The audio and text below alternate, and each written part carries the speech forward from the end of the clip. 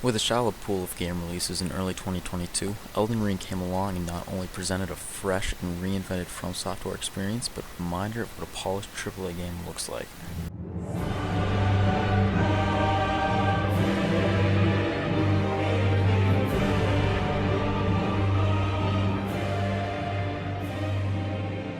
With recent disappointments such as Battlefield 2042, which didn't even feature a working scoreboard on release, or the dumpster fire of the GTA Trilogy Definitive Edition, which was quote-unquote redefined by Grove Street Games, a company which is known for porting Rockstar IPs to mobile devices, many people are looking for something new, innovative, and honestly just not garbage. That's where I, and roughly 13.5 million other people at the time of recording, experienced this hot new title, Elden Ring. With Elden Ring at 5th place in the Steam player charts at 952,523 online players, many people, including myself, were experiencing the extremely difficult reality that this game wasn't going to be a walk in the park. The problem with a game like this, riding the wave of massive popularity that it did, is that many more people who were less informed about the game purchased it since it was the biggest new thing, had no idea what they were getting into. Market the Fell Omen, in my opinion, is there to weed out anyone not willing to go through all the long grind ahead, and I think that battle really did do that. To new and even older Dark Souls fans, Margit stands as a big challenge when going directly head on. But this taste tester boss isn't exactly challenging your fighting ability, it's truly challenging the way you're going to approach the challenges in this game. In past FromSoft titles, stories were more linear and less customizable, meaning that most fights were going to just have to deal with them when the game wanted you to and how the game wanted you to. But the thing is, Elden Ring isn't like any other Dark Souls games. It offers a vastly different, more malleable experience. It provides players the ability to not only progress through the story as fast as they want, but how they want. The game wants you to explore, level up, and get new equipment before going head on into your next big opponent. Proof of this, in my opinion, is Margit's Shackle, which is available to players from a familiar character if they explore the area available to them before attempting to fight. This item locks Margit down to the ground for a few seconds so you can get a good couple hits on it. Many players didn't even get past Margit before setting the game down and bashing the game for either bad game design or bad gameplay. Many claim to the idea that you must sink hundreds of hours into this game before finishing it because all you do is fail over and over. But these people really haven't experienced many of the game's mechanics.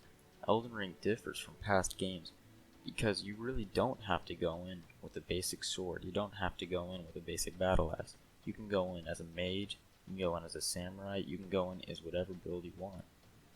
For example, instead of just bashing my head against my keyboard when fighting Margit, I actually went, explored a bit, leveled up, found some better equipment, came back, and wiped him. It wasn't that I just kept going over and over again underleveled. I actually played the game and learned its mechanics. At the same time, this game being one of the hardest FromSoft games, it's also one of the easiest, depending on how you play. Summons can be a huge help to people who don't have dozens of hours to grind in this game.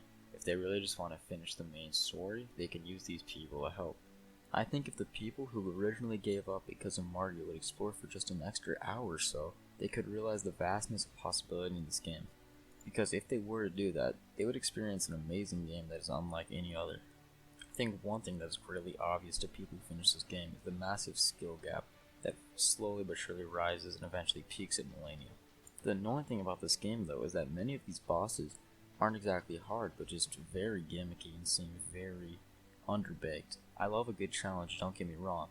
When the whole idea around a boss is that there are two of them and they can just keep reviving each other, that doesn't seem like a good boss design, that just seems a little bit lazy. Bosses such as Godric and Renal to an extent were exciting to fight because of the atmosphere, the characters themselves, but additions such as the Godskin duo didn't really add value. They felt like more of a roadblock to the endgame. Once I actually defeated the Gonska duo, I was really just fed up with the game, and I really just wanted to finish it quickly, and I don't think that should be the mindset of really any gamer. They shouldn't want the game to end, let alone quickly. I went through Malekith and Godfrey rather quickly, but I really hit a wall on the Elden Beast. It felt like FromSoft forgot to add Torrent into this fight because of how constantly the Elden Beast is teleporting across the map and spamming magic. The last little stretch kind of just left a sour taste in my mouth because I really actually enjoyed this game with bosses such as the Fire Giant, Rykard, and even Morgott. Elden Ring is really a one-of-a-kind game. It's amazing with its visuals and its boss fights. It gave me some of my biggest gaming highs, but it also gave me some of my biggest lows, and that's why I think this game is so hard to review, because each person is going to have a different experience. Thank you for coming to the end and dealing with this horrible mic. Feel free to like, subscribe, or even comment if you feel like it.